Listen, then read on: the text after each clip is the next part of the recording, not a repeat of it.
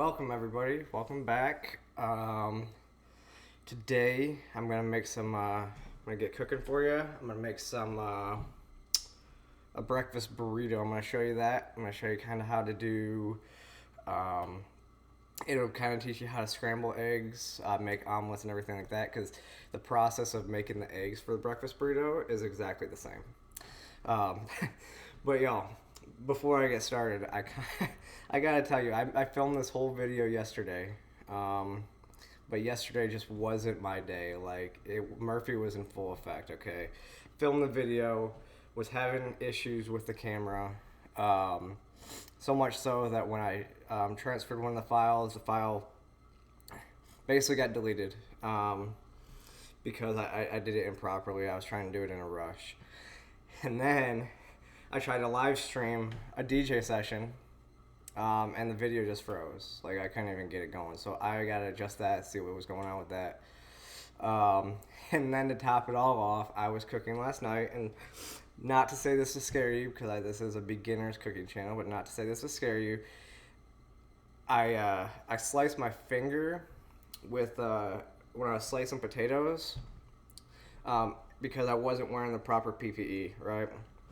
So they come with these nice little gloves that you can handle, whenever you're slicing with it. I didn't use that. It has this little thing when it gets real low, and so I was gonna slice it down until it got pretty low, and then I was gonna use that, and I took a nice little chunk out of my finger right here. So again, not saying that to scare anybody, just to saying that. It can happen if you're not paying attention to what you're doing. You get a little overconfident in the kitchen, okay? But with that said, we are gonna get cooking, okay? So first thing, I'm gonna show you what we're using. So really, all I'm gonna be using today are eggs, tomatoes, red onions. I got my tortilla shell and some cheese, and then you'll see what everything else mixes in there, right? I do want to note that the tortilla shells I'm using are from this small company in Michigan called Healthy Health Treats Market. It's healthyhearttreatsmarket.com. These are keto-friendly tortillas. They are 36 calories, and they only have 4 grams of carbs. So if you're on the keto diet, they're absolutely perfect for you. You can actually have your breads and stuff. They have bread mixes. I make pizza and stuff out of it. So if you've seen some of my other pictures, I've made pizza with it. You can just make the bread and do. I've seen so many good stuff, like even pancakes and stuff like that made out of it. So it's all keto friendly, which is really good for a lot of you. Right now, I have my 2 pans. I'm going to be using the big one as well as the small one. I already had them kind of preheating a little bit. The big pan, I'm only running at about a 2 to 4 because that's what you're going to put your tortilla shell in to kind of, soften it up, but actually more stiffen it up, because these are actually a little bit more flimsy. But you can, and so for this you can use any tortilla shells. I don't want to hold you to using a specific tortilla shell. These are just the ones I prefer to use because they're low calorie. But you're gonna take a little bit of butter and you're gonna kind of swirl it around in the pan, so it gets all over it, right? And this might be too big of a piece of butter. So as soon as you kind of get it over it, I'm just going to actually just use it and put it in my omelet pan. I already sprayed it down with my avocado spray, but since I have some extra butter left, I'm just going to use it in the other pan. So I just kind of, there we go. So with that, we take this, we just put it flat in this pan and let it kind of just sit. It's not gonna cook. You don't want it to be too high to where it's actually gonna cook. So the next thing I'm gonna do is I'm gonna make the eggs, and I'll pull it down here. So This is how I make scrambled eggs. I make everything out of it. You just crack the egg, put the yolk in there.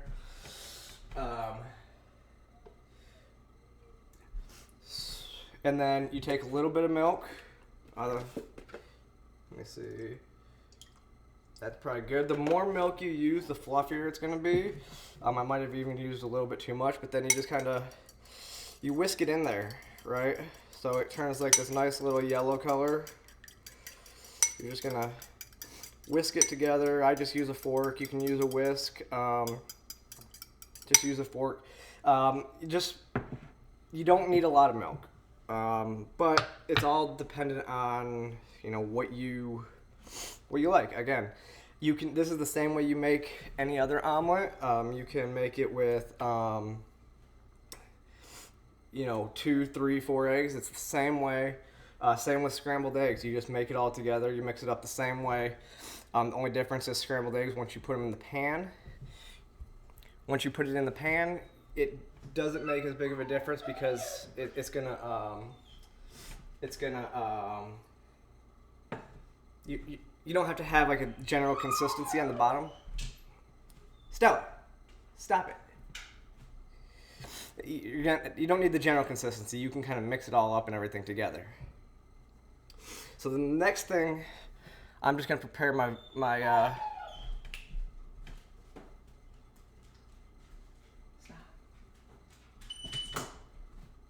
I'm gonna prepare my vegetables. So I already got some red onions out here. The biggest thing to do with the red onions, I just kind of chop them into whatever, I chop them up kind of the same way, like all the time. Get out of there. I chop them up the same way. So normally I just take the red onion and kind of go down the side and then just kind of get these little pieces, chop them up into bite-sized things. However you like to eat red onions or whatever you want to put. That's the thing, is when you make omelets and stuff like that, and you make this, you kind of put in there whatever you like to eat. A lot of times I would put like a protein source or a meat in there as well.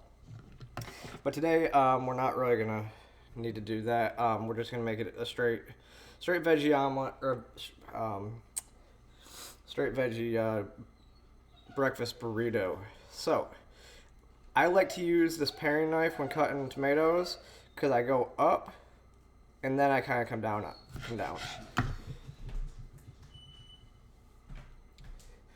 And then since we're putting in, if I was going to make it for a hamburger, I would kind of just go down. Cut that off. That's not going to be easy either. I would just go in and make it like circles and then to put it on the hamburger. But since this is going in this omelet, we're just going to kind of slice it into whatever size quadrants you want. No real rhyme or reason to it. But they can be small.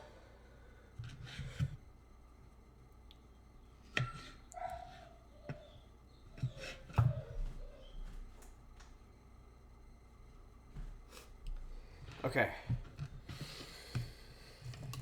So now we're good there. All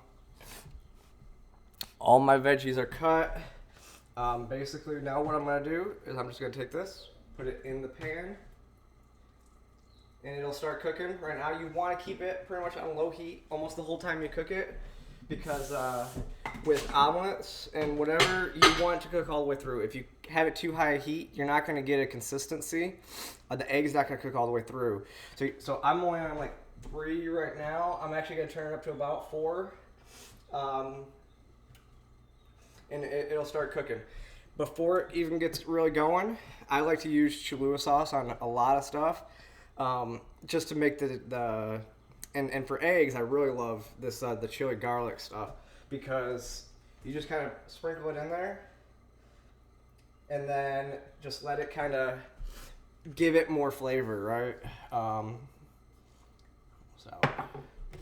So yeah, you're just gonna give it more flavor that way. And then you take your egg, as it's starting to cook up a little bit.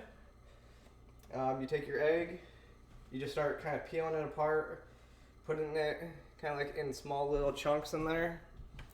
Um, and then it will melt and it will make a great, it melts right into the egg as it's cooking. So that's how you get that really good like egg and egg mix and everything like that to it when you go to a restaurant or whatnot. Now I kind of just do the same thing with everything else I'm putting in there. I spread out my red onions all over. You just want to make sure it's, generally even, so you're not getting more of something on one side or the other. Now the tomatoes.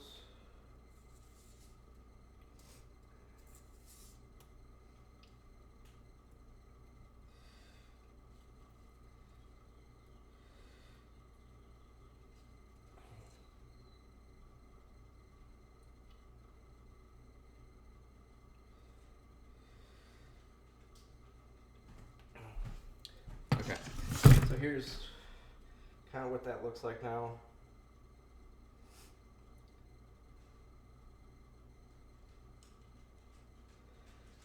And you can see that the cheese is actually already melted kind of into it. So, and then you just kind of let that cook and you just kind of let them go together. Garlic salt, I already told you about the Lowry's garlic salt. As it's cooking a little bit, I actually like to sprinkle it on the top of it. Just kind of give it a little bit more flavor for when it's done. It like goes right into it. It really tastes good inside of eggs when it's cooking on the egg. So that's kind of one of my secrets when I make stuff is the Cholula sauce and the garlic salt. They kind of added a little bit better flavor to it. So, okay, while that's cooking, I had a few things we're going to talk about a little bit. I saw somebody told me this morning that they kind of wanted me to talk a little bit more about my military experience. I will save that for a future video because I already had kind of what I was going to talk about today. So, the first thing another friend wanted me to talk about was 5G. I really don't know too much about the 5G stuff. I know there's a lot of conspiracies kind of behind the 5G. One of the big conspiracies that I've been reading was that 5G is the cause of the coronavirus because I guess the first tower or something went up in Wuhan, China. And so now they're saying that's kind of what caused it. And then it's also being suspected that, again, China's starting to use it because they want to control their people and all this stuff, and it's going to be used more as a control measure for technologies in the future. And I guess when you look at that, I mean, I've seen enough stuff this year to kind of believe that, but I don't think it's malicious. I think, like, when you look at using like chips, I will not have a microchip placed in my arm, but they're doing it in other places to make it easier on you, right? But if you really think about it, I've seen enough Black Mirror episodes to know too much technology is not always a good thing. So I'm very suspicious of this stuff. Some of the stuff seems legit with the 5G, but I just know that there's a lot of conspiracies going on around it, and if you have any more information on it, I'd like to read that, and maybe we'll just make a regular video about that later.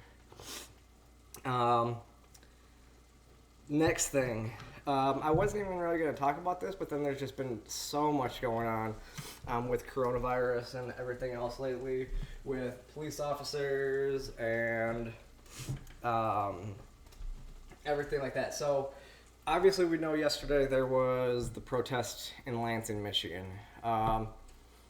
Again, protesting is an essential activity. Even Governor Whitmer said that protesting is protected. When there was the abortion clinic protest and they arrested the protesters and basically they sued and Governor Whitmore actually conceded that you really can't violate those First Amendment rights. Same with, and then it came down into Raleigh. The Raleigh Police Department yesterday said that it's not an essential activity. And it's absolutely amazing that we would think that protesting is not an essential activity. This is when we should be protesting. As we're seeing our rights go away due to this global pandemic. It's the same after 9/11. We got the Patriot Act after 9/11, and then the TSA. I mean, all of that stuff are, giving up freedoms in terms of security. So then, and then the worst part of it all is Virginia. The state of Virginia has passed gun control legislation during this time while nobody can protest it. That to me is completely backwards. It's completely circumventing the Constitution, and it should be stuff that we should be protesting. I know Shane Hazel has a protest coming up around local Georgia courthouses. I may or may not go. We'll see. And then even me, I ran into 2 days ago now. I ran into some park rangers. I kind of live back in the middle of one of the national parks, and they were just really rude to me. We have 3 entrances, and only one of them has a sign.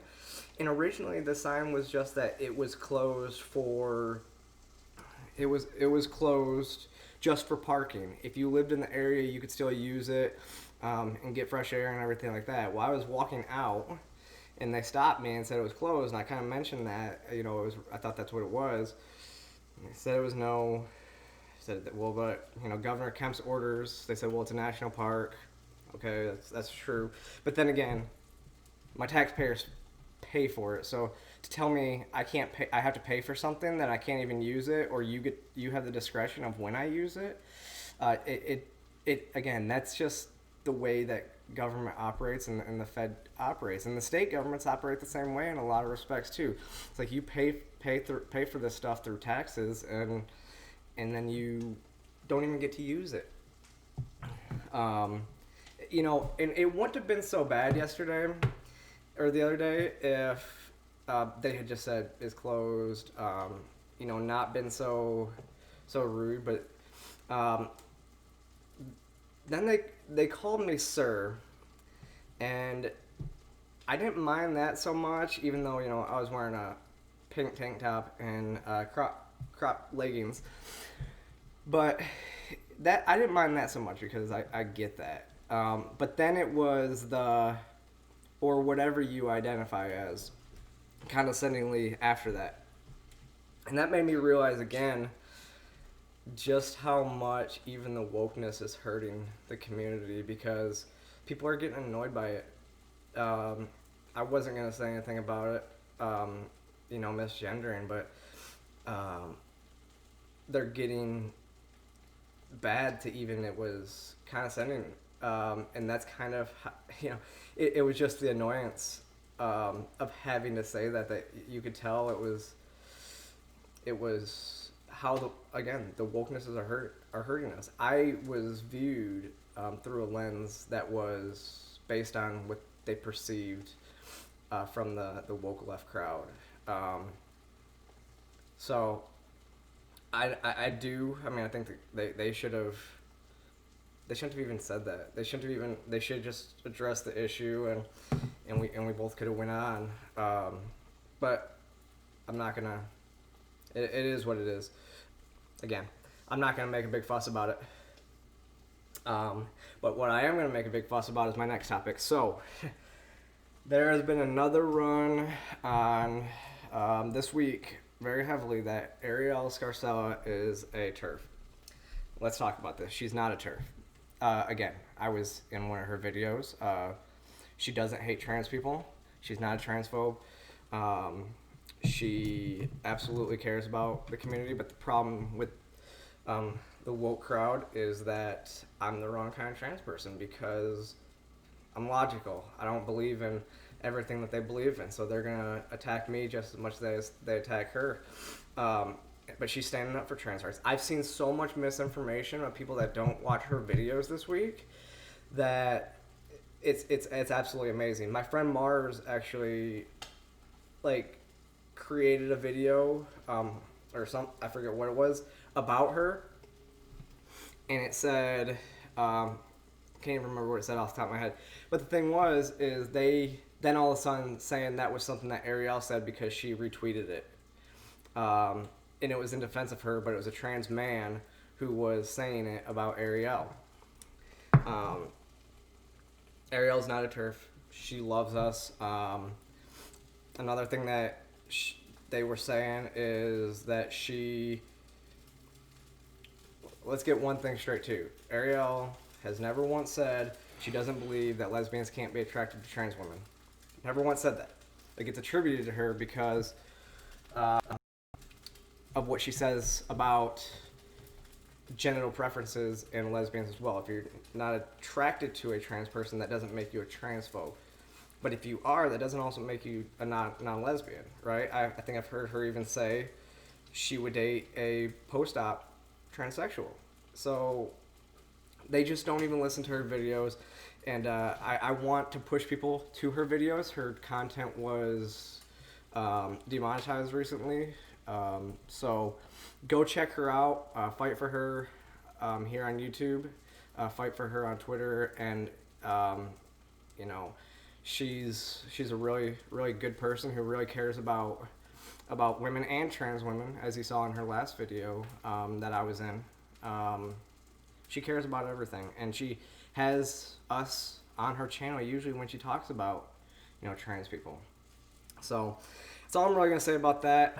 I think my eggs are actually starting to get a little bit are getting pretty good now, and that was pretty much all the topics that I was gonna talk about. So it's perfect timing, right?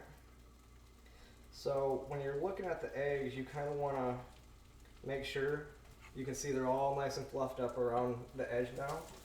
I'm just going to take my spatula and kind of go around the edge. And then probably there. See how it's nice in this nonstick pan because it's loose. So basically now what I can do is I can transfer it from here. I'm going to transfer it from here to this pan. Make sure this isn't sticking. Now, I'm noticing a problem. This was a smaller tortilla, so it's just gonna be a little bit messier than it was yesterday. If you saw my picture that I made the one yesterday, it came out so well. I was so disappointed that I couldn't share that one with you. There we go. Kind of let it onto here. That's okay. I'm actually going to kind of roll it up onto here. This is not how I would normally do it, but you can usually get it on there. Okay, that actually looks really good. So it'll actually roll pretty easily this way. So now, when you see this, it looks like an omelet right now. Actually, I pretty much did just fold an omelet. What you want to do is you're going to take this side, and you're going to kind of start to roll it up, and then you kind of need, so what you're gonna do, I'm gonna show you kind of how to do it. You just roll that up, and you can either roll it again if you can do it with one hand. I can't. I'm gonna actually use my fingers a little bit to roll it the other way. So I'm gonna put my hand on top. Do not touch the pan. And then I'm going to roll this side over, and then stick it kind of together. And you can see, like I said, there was too much egg. This tortilla shell wasn't big enough, but that's okay. It's more food. It's it gives you the same flavors. You just got more egg.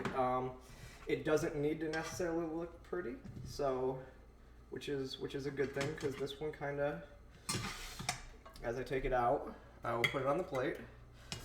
Again, it doesn't look pretty. Doesn't matter.